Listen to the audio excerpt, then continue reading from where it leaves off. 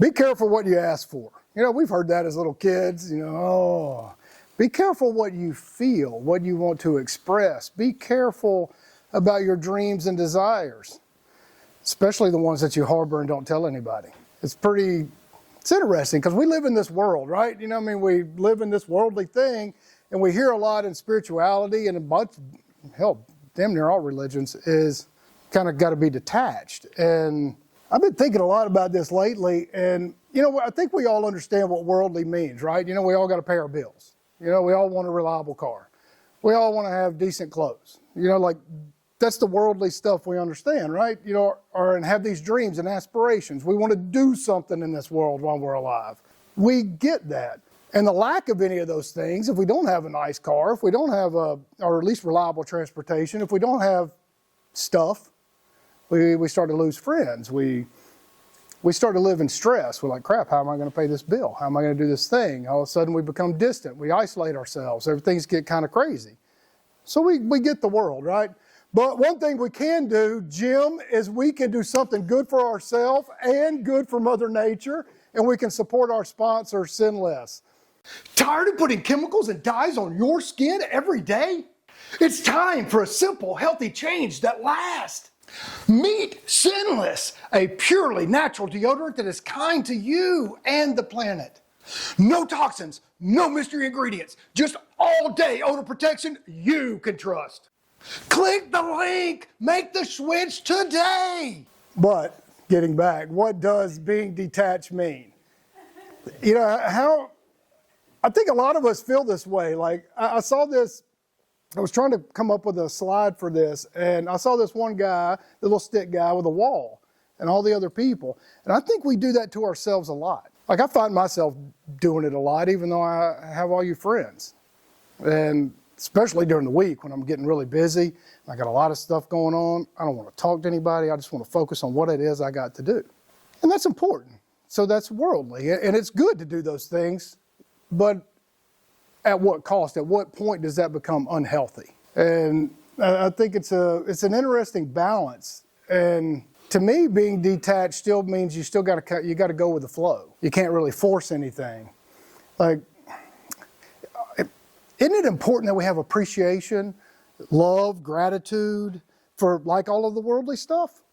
Like that's important. We can't be so spiritual, whether it is any Christian denomination or any Buddhist or anything, Muslim, Hindu, to go, oh, well, the Spirit has me. I don't have to worry at all. That might be true. You shouldn't try not to worry. Live in the moment. Let it flow. That's really, really difficult when we're living in this world. I mean, I know some Buddhists, and they don't seem to get stressed, but I just want to unzip their zipper and see if there's a big ball of stress in there. Like, you just show me. I want to see for sure. Having all these worldly things is really good. It's important. And in this growing spiritual nature of what we're doing here, these places are popping up all over the country and the world where people are wanting to come together and spiritual ideas without being judged for their own individual beliefs. And a lot of them think that, having any measure of success is bad. Oh, I'm bigger than you. I'm spiritual.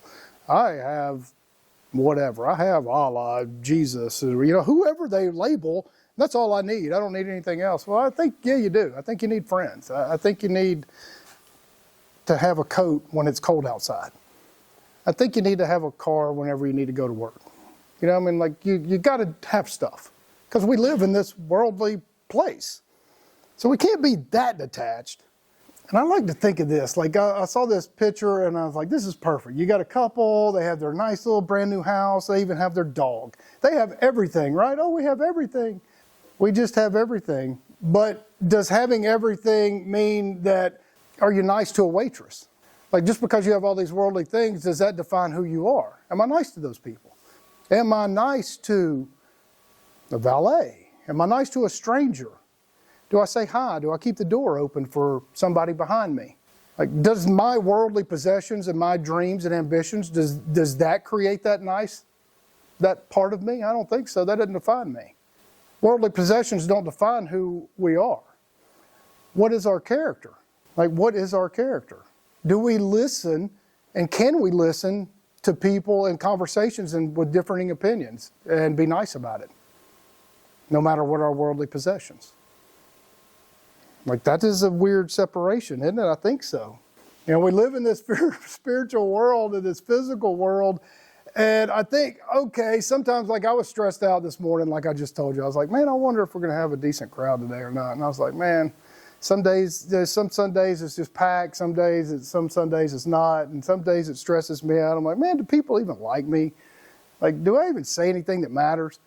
And then I start thinking about this, and I've been working on this a long time, and as you can see, I still need a lot of help. And so I appreciate y'all being here because we can help each other. Like, that's the point of us getting together, is to actually help each other. Like, I want to always be, I am sometimes, but not all the time, the captain of my own ship. I'm not the ship. I'm the captain. I'm the one that gets to say, hey, you get to go that way. You get to steer yourself this way. You don't have to get upset about that thing. You just keep going that direction. And sometimes that is not easy. Like, it's just not easy. I like to think that I am not my clothes. My clothes don't define me. Do they define y'all? I got a couple of nice pair of boots. I really like them. But I am just as happy as I can be in my flip-flops. You know, I just am. I like my toes to be in the dirt. I really don't care for it right now because it's cold outside. But but I enjoy it. So does that define us? I like to start thinking about that because I think most of us have at least wealthy friends or wealthy acquaintances, and we have people that are on the very low end financially. And I'm certainly one of those. I have a lot in all of those areas. And some of just regular people getting by are some of the nicest. And some of the wealthiest are some of the nicest. And there's also the biggest assholes all the way up and down the chain too. So does their lack of worldly possessions or the people possessing all the worldly possessions, does that make who they are? No. No, who we are is something really different than what we have. I like to think about this. How about, are we attached to our body? This is really fascinating to me because, you know, are we our sexual thoughts? You know what I mean? Is that who we are? I mean, because they like God a lot. I mean, you talk to any guy that's from 16 to 35 or 40, and that's all they can think about. You know what I mean? Just or 53. Or, you know, I mean, right. You know, so is that, do the sexual desires, does that define who we are? Does our body and mind create who we are? I don't know. I'm really struggling with this because do our arms and legs define who we are? You know, there's some studies that have been coming out recently and over the years that say our hearts have memory. Different parts of our muscles have memory. People can lose parts of their brain, and then their brain compensates for the lack of that. And so, where are you? You're like, you can lose an arm and a leg, but, you know, before, you know, I got both of these arms. Do these define me? What if I lost them both? Would I feel totally different then? Would I define myself differently than who I am? I don't know. I still have my arms. I don't know. What about your hair? What about losing your hair? Did that change you? Did that change you, Andrew? No, you're okay with it. You know, I mean, but some people freak out about losing their hair. It just freaks them out. Or they got to start coloring their hair. Or their hair thins and they always got to wear a cap. You know, it just weirds them out. But does that, so they're allowing that to define who they are. Matt. You know, I mean, I don't know. You know, or how about our appearance of what we want other people to think about us? You know, that's a big attachment. How we portray ourselves to other people. We are attached to that idea, whether we like it or not. You know, Wayne sells insurance. He wants people to see him in a very different way than he probably is. I don't know that for sure, but I'm just guessing. Yes. Yeah. But does that mean that's who you are? And I don't think so. Why? I just think that if we walk around and think of ourselves in blindfolds, there's still a world out there that we have to live in, we have to engage in. And you know, if we desire some detachment from things, it can be good. Like it is good like I have this personal practice that I have some people I love, but I really don't want to be around them. So I'm like, I'm just going to love you from over there. Just don't come over into my space until like you're okay. The door's open as long as you come in with good vibes. That's okay. But so it's a really good protective mechanism, and it's a good way to have control over our reactions, because if we see ourselves and feel ourselves, we start to get emotional, we start to get heated. We're like, oh God, I'm about to be mad because somebody said something I don't believe in. Well, we can just detach ourselves emotionally and stay calm. We don't have to react with, it's a good thing about detachment. We can do, oh, hey, I can look at myself as an observer and I don't have to act like a rude ass. I can be nice. I mean, that's difficult for me sometimes. I know it's difficult for all y'all. I mean, it is. But it is a good, like I like to say, practice taking a deep breath. As soon as you feel those emotions bubbling up, just, okay, before I say anything, before I make this situation worse, I should just bite my tongue and think for a few minutes before I tell you to F off. I should. Sometimes I'm not good at it, but yeah, I know, I'm sorry. Fuck off, Steve. But I'm being serious. We all have that tendency. Some people do it in different ways, but it also allows us to preserve our energy. Others can't hurt us if we're totally detached, but we're never going to be totally detached. I think being totally detached is kind of a spiritual pipe dream. If we can just learn how to use our spirit to allow us to have composure and control. And that detachment is a weird thing. And if we get too much detachment, we get this disassociation. Like we don't have any emotions anymore. We get numb. Nothing matters to us. We don't care about work. We don't care about anything. Like I've been seeing these kind of people and reading about them. And I'm like, man, that's a big problem. You get so spiritual. You got so much Buddha, so much Jesus, so much spirituality in the infinite that you're just, nothing matters. I should probably just die because what's there to live for? I just want to go. I want to go to heaven. I want to go to the cosmos. But is that why we're here? Like to get so spiritual, we just got to leave? Like that doesn't make any sense either, does it? I don't know. I just struggle with these things. And I started laughing whenever I thought about this the other day. Even a monk that makes vows of poverty, they still have everything they need. And I'm pretty sure, I don't know if all those monks even know they're in poverty, because they don't care. They have everything. They have clean clothes. They have plenty to eat. They have nice shelter. They're good. So what are we all worked up about? Like me worked myself up this morning. I don't know. Our desires become attachments.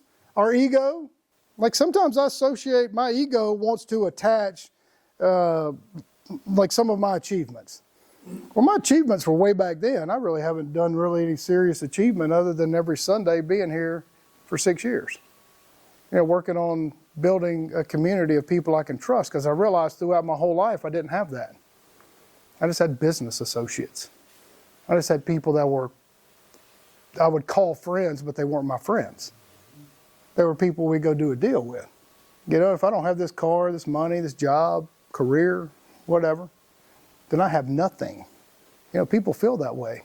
Oh God, I lose my job. I have nothing. Have you ever felt that way, Jim? Oh God, I'm going to lose this. Oh God, I lost that client. Oh God, I don't have anything. Then all of a sudden those attachments, those desires to be more, all of a sudden get squashed, and then we just start beating ourselves up. For what reason? For what reason? We talk about this quite a bit, about or at least I mention it, we are mostly space. Our bodies are mostly space. People, if y'all don't understand that, 99% of your body is mostly space. The other, less than 1%, is water. It's a weird, weird thought. And I start to think about that and I've been working on thinking about that every time I start to get stressed about being attached to something, is what is space and water attached to? What am I attaching to myself? I don't know. If our desires become our attachments, they're part of our identity. It's weird. I don't want to ever be at a place of complacency. I don't want to lose my drive. I don't want to lose my dullness to feel love when I'm hugging any of y'all. And I'm a big hugger. Most of y'all know. I just like to hug. I feel y'all's energy. It makes me feel, I feel like it feels, if I could take a phrase from me and Jill, it fills my love bucket. Like if you can imagine, I have this imagination and I have this big bucket inside of me, and every time I get a good hug from a friend, it feels like it's filling up my love bucket. And I feel good. Instead of having a beer belly, I have a big love bucket. It's okay, right? And I don't want to have this sense of the false spiritual awakening. I want us to be friends and call each other out like we should. I want you to say, hey, Kev, you've been a dick. Or, hey, Andrew, you've been distant. Hey, Jill, I didn't get that hug today. Hey, Kyle, you've been isolating yourself. You know, hey, Tony, you haven't been here a lot. You know, all these things, like, let's visit. Let's be our attachment and help us also be detached from doing stupid shit. Like, I'm trying not to say the word fuck so much. And I would really appreciate it if y'all would help me do that. And badass, I say that a lot. And it's inappropriate most of the time. But sometimes it just shoots out of my mouth and I don't know why. Well, just like, hey, go fuck yourself. You know, he asked me what's inappropriate. You know, like somebody will say something and I'm kind of joking, right? I don't like fully mean it, but I kind of mean it enough to say, So, but I can say it in a different way, right? I don't have to be, like Dean was telling me earlier, he goes, yeah, you are kind of harsh sometimes, Kev. And I'm like, yeah, I agree. I see it. I know it. You know, that's why we need friends. We need balance. We need to practice the art of flowing. We just need to practice our balance. And how do you do that if you don't have good friends, if we don't have a community of each other that help us do that? We got to be able to do that. We have to have a safe place to do that. Like a safe place. And this is a safe place. It just is. And we have to understand that our energy lasts beyond us. Like it just does. We are all energy. Our cells are flying off. Water's flowing in and around us. We're mostly space and water. Who the hell knows what we are? It's all a guess. No spiritual master knows. Nobody. But we know we're here together. We know we are in this world together. And we know energy never dies. And I don't know what any of that means other than it just doesn't die. And I want to be around people that help us live and experience and support each other and buy each other's books and use your construction and your catering to use you, whenever you go, be your salesman that you're going to be, to support you and what you're doing, to support Tony's new business, to support our buddy back here that plays music, Matt's medical deal, Steven's landscaping, you as an electrician. Like we're all here to support each other, and you as insurance. We should call y'all if we need insurance. Speaking of which, I do have an insurance need I'd like to talk to you about. And all of these things, that's why we're here with it for each other. And to support this group. This electricity is expensive. Jim, we need some support with buying some deodorant. Because Sin Less is going to be massive. And it is going to help support and build so much other great stuff to help other people and ourselves. I just think it's interesting that with this body, we're like a million different pieces all in one, or this electrical system, this muscular, skeletal, all this crap. You know, what are we? I just don't understand what we are. I mean, I know we're the spiritual being, and I read all these different, oh my God, I've spent years and years studying spirituality and all different religions. And the only thing I know what it is when I meditate. When we meditate together, our energies commingle and we help each other build our elevation and our vibration. And we need that more than anything else. I don't need to tell Steve, well, you're a dick because you're forcing your religious beliefs on me or vice versa. Whenever we can just sit and meditate together and elevate each other's spirit and soul together and connect with Mother Nature, we can treat our bodies and ourselves better. We can love each other better and help each other. I just think that's why we're here. That's just why we're here. Before I close, I want to tell you that you are attached to your ideas, whether you like it or not. And I think part of our self-awakening is to understand, or figure out, can we talk about different perspectives of the same thing without pissing somebody off? Like, I just thought it was funny. Me and Dean were talking about different videos that we've recently seen because I'm not a Democrat and I'm not a Republican, and I really don't like either side. But I do think it's funny that Obama was saying everything, I mean, like quite literally everything about government waste and abuse that Trump has said. The only difference is Trump started to do something about it. And whether he does finish, who knows? And I mean, it doesn't really matter. It's too big. But it's, I just think it's funny that one side, all of a sudden, it comes from out of a different mouth, but somebody starts to do it. Oh, they're pissed off because my messenger was better than your messenger, even though they're saying the same thing. Like, it's all so stupid. I mean, it's just so dumb that people can't sit down and look at things from different perspectives and have a calm, rational mind and think about it without instantly exploding into madness. Like, it's just absurd. I think we should try the best we can, no matter what all of our beliefs, because we have so many, is to think of them from different perspectives. Sit around and talk philosophy with different people. Sit around and talk so you understand and know yourself. I recommend doing that with a fine cigar. That's what I like. That's what I like. And just know yourself. And know that we have to examine our attachments so we really understand who we are. What are we going to do? What are you? What are you attached to? What are you not attached to?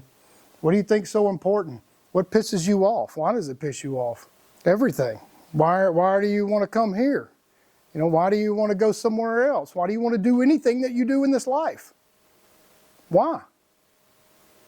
It's good to know these things. And if any of this resonates with you at home, I was stressed out this morning that nobody would be here, and I was pleasantly surprised, almost cried. And you can come out and be a part of this, and we would welcome you. If you're a good person, and if you're wanting to be better, I used to say if you have bad vibes, just stay your ass at home. I don't mean that fully. I mean that if you are striving to be better, like the rest of us, then you're welcome to come out. We'll see you next time.